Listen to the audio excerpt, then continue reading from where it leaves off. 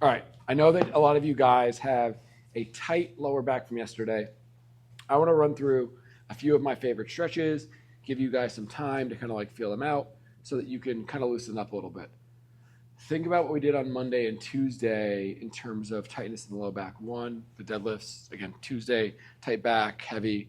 And the other part is we did a bunch of squatting and midline stuff on Monday. So like quads are tight, hip flexors are tight, which again kind of pulls on the low back, especially if you sit a lot at home for work. So a few stretches. I normally start off with this stretch. So feet together, knees apart. If you want to, you can sit on back. I usually spend about 3 to 4 minutes there. The ankles are tight. You'll start to feel that thing loosen up. So this would be stretch number one. Great. From there, I will step, knee goes back to the pad. I step 1 foot forward. Elbow goes in nice and low.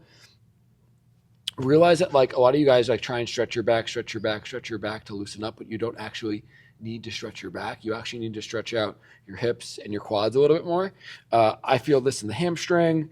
You might feel it in the groin a little bit. So this is where I sit. Some people can get down way lower. Fantastic. Good for you. Love it. From here, I usually sit up nice and tall into night stretch. So I feel the stretch back here again. This is like a modified couch stretch. So if you want to, again, I'll show you that one afterwards.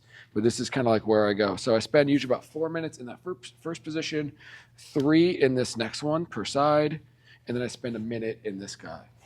Then I switch sides. Again, I'm kind of just flowing through this thing. I'll spend at least 2 to 3 minutes on this side. Again, one side is normally a little bit looser than the other. From there, again, I'll sit up nice and tall. Nice way to start moving a little bit. Okay. A few other ways to start to loosen up those hips. You might do some 90-90s. So I kind of sit up nice and tall where I am, and I'm not throwing my body through, but I'm literally moving through the entire range of motion and then sitting back through into this other side. Try to stay as squared up as possible. You tend to move around a little bit, but this is really good for opening up your hips. Usually I'll do about 10 reps of that. It is very slow, very uncomfortable, especially if you sit a decent amount or if like my right hip is normally tight. So I really like, it takes me 2 to 3 rounds to kind of feel better from that. We'll go over to the wall a little bit. There are a few other stretches I will do against the wall, especially if my low back is tight. First one looks something like this. I get my butt as close as I can to the wall, and then legs literally just go straight up, and I hang it out. If you want to, you can put your arms up over your head. Totally fine by me. But I usually spend about 4 minutes here. From there, I'll kind of scoot back a little bit, and I'll sit in the bottom of the squat for another 3 to 4 minutes. Feet are flat, driving the knees out. Again, it starts to loosen up the hip. This is a nice inverted squat a little bit, so you guys are able to open up that hip. From there, I'll scooch back a little bit more, and I'll spend 2 to 3 minutes on each side in that figure 4 position, pushing flat. Again, opening up my hip. Obviously, whatever I do for one side, I will also do for the other.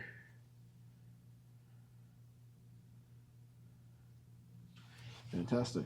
Foot usually stays flat. Press the knee out. Again, like these are really quick versions of this thing. If you want to know more about mobility, obviously, Melissa is probably your best bet. So shout out to Melissa. 2 more stretches that I will kind of run through. One is the very lovely couch stretch. Sitting up nice and tall. Again, feeling that stretch right back here. Usually before I do any of this mobility work, I try to move for like 5 to 10 minutes. So maybe it's like hopping on a bike. If your low back is bothering you, rowing, probably not the solution. Skier, probably not the solution. Sometimes hanging works out really well. Obviously, whatever you do for one side, you do on the other. Last stretch that I will do, again, will probably be feet nice and wide.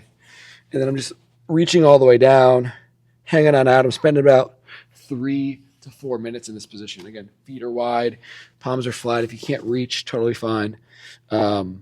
Tends to kind of loosen up a majority of stuff. Last thing I'll do is just mix in a few sit-ups just to, again, like get the abs working so it takes some of the pressure off my low back and, again, starts to activate my midline a little bit. Usually between all of those things, I start to feel a lot better. I know when I went through Nate today, I was super tight before I got moving. Got through the warm-up, felt pretty good. Through the workout, felt pretty good. Then I sat down for an hour for an office hour, and it's starting to tighten up again. So doing some mobility work somewhere between like 10 to 30 minutes might have really big payoff, especially if you are tight in your low back today. So I wanted to throw that out there, play with it a little bit. Let me know what works, what didn't work, and hopefully I will see you guys for NATE later today.